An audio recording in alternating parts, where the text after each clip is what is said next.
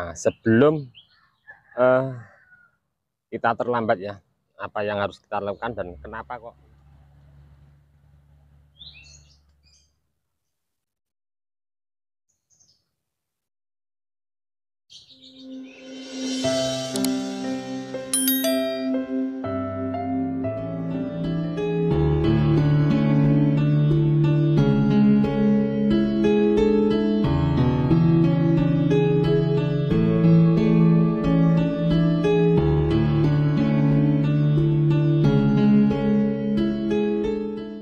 Oke, halo teman saya, assalamualaikum warahmatullahi wabarakatuh. Ketemu lagi di channel saya Bonsai Gepong. Oke teman-teman, saya kali ini mau berbagi untuk mengatasi bahan bonsai gepeng yang terserang kutu putih sudah parah ya.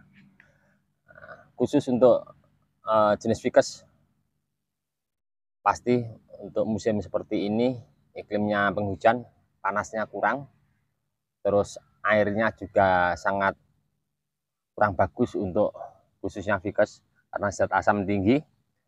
Saya sudah praktek ya, saya sudah praktekkan 2 minggu yang lalu saya lakukan eh, treatment agar menyelamatkan bahan bonsai gepeng yang terserang kutu putih. Sangat mungkin teman-teman banyak sekali ya keluhan untuk penyakit satu ini, sangat parah sekali untuk ke jenis Ficus khususnya, tapi rata-rata untuk teman-teman banyak sekali yang berbudidaya program akar bahan bonsai gepeng. Oke, kita langsung menuju ke bahannya. Nanti saya akan tunjukkan untuk teman-teman apa yang sudah saya praktekkan di lahan ground dan alhamdulillah berhasil dengan pengerjaan yang sangat telaten.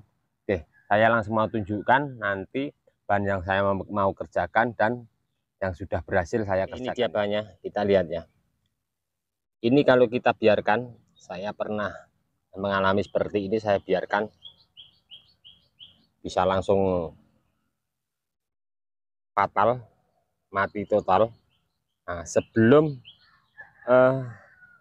kita terlambat ya, apa yang harus kita lakukan dan kenapa kok ini penyakit bisa sampai mematikan untuk ke bahan bonsai khususnya Ficus. Nah, ini saya ambil contoh bahan bonsai beringin gepeng. Saya mau ambilkan satu contoh untuk ini kenapa bisa nyampe turun ke bawah terus mematikan bahan ini ya. Saya mau mencoba memotong satu cabang yang sudah tidak ada daunnya ya, seperti apa. Nah, seperti ini ya teman-teman, kita lihat. Nah, ini hitam ya batang tengahnya, tulangnya. Ini kalau kita tidak segera pangkas, nanti dari sini bisa turun ke bawah sampai ke batang utama. Nah, padahal banyak sekali ya untuk ranting-ranting yang sudah tidak ada daun. Nah, seperti ini sama, pasti sama untuk bagaimana tulang tengahnya. Nah, kita lihat ya, untuk tulang tengahnya, hitamnya ini ada penyakitnya bisa turun ke bawah.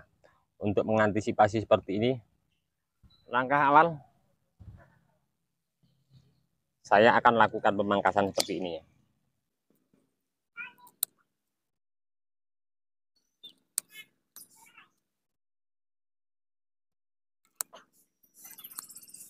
Kalaupun sudah ada yang kering, kita buang sekalian aja ya, seperti ini. Oke teman-teman, kira-kira seperti ini ya. Kita lakukan pruning, tapi tetap kita sisakan untuk ada tunas. Kenapa?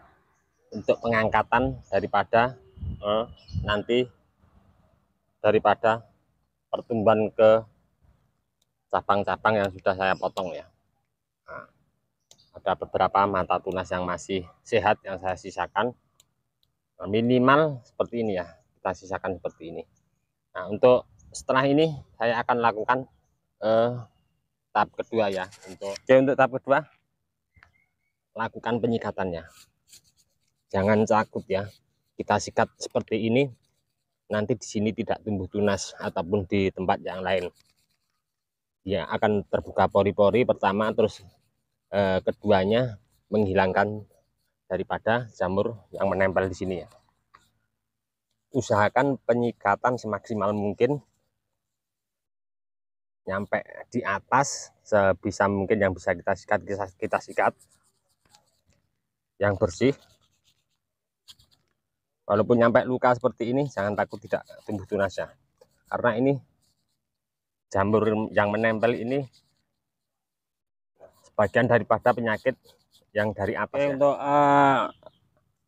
langkah ketiga, ini sudah saya sikat yang nyampe di atas sebisa saya, sudah saya bersihkan.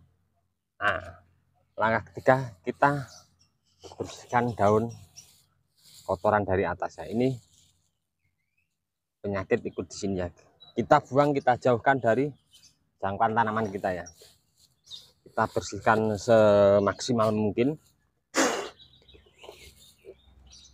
Terlihat ya, nyampe akarnya kita bersihkan, tidak apa-apa, kita sikat. Nah, kira-kira sudah seperti ini. Saya mau membuka ruang daripada tanah ini agar oksigen bisa masuk ke dalamnya.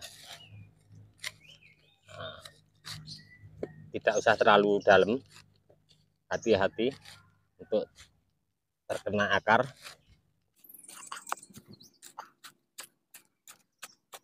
Oke, setelah seperti ini saya lakukan untuk pemupukan.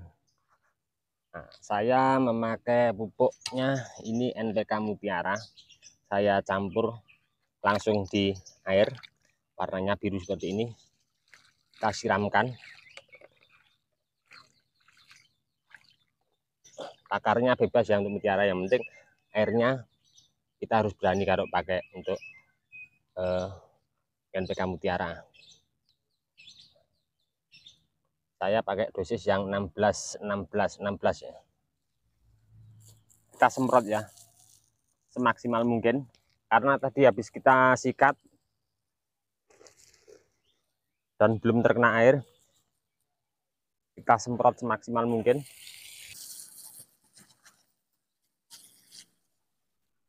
Oke, untuk sebagai penutup saya kasih penambahan untuk media tanam. Ini pakai pasir ladu kaliful yang poros ya.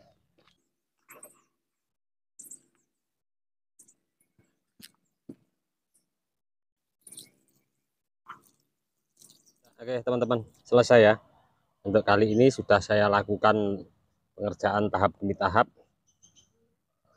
Oke, kita langsung ya untuk lihat nanti yang sudah saya lakukan praktek di lahan ground dengan cara seperti ini, proses seperti ini, seperti apa. Kita langsung menuju bahan yang 2 minggu yang lalu sudah saya lakukan praktek proses seperti ini ya.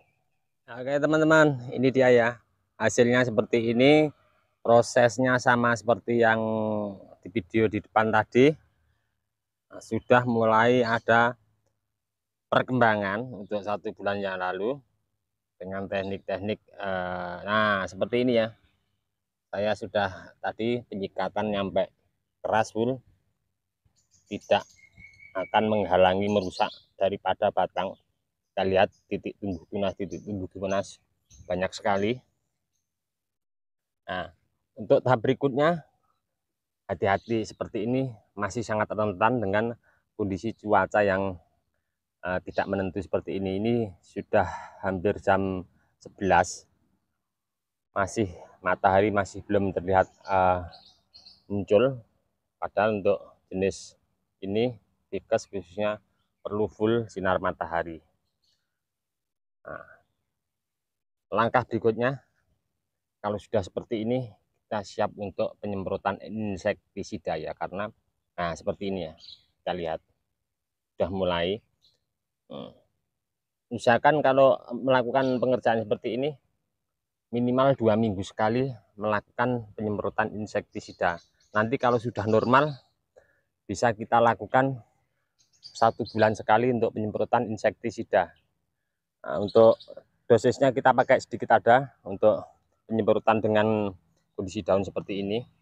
1 tutup botol saya pakai biasa untuk kondisi daun seperti ini pakai 10 liter air ya. Oke teman-teman, tadi sedikit, mudah-mudahan bermanfaat untuk teman-teman.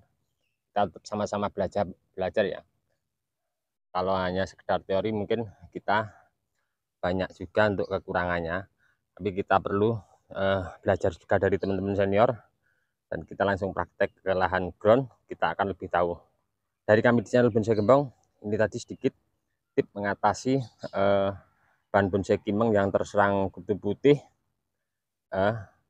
dengan kondisi parah, bisa memaksimalkan kembali.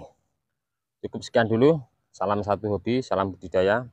Assalamualaikum warahmatullahi wabarakatuh.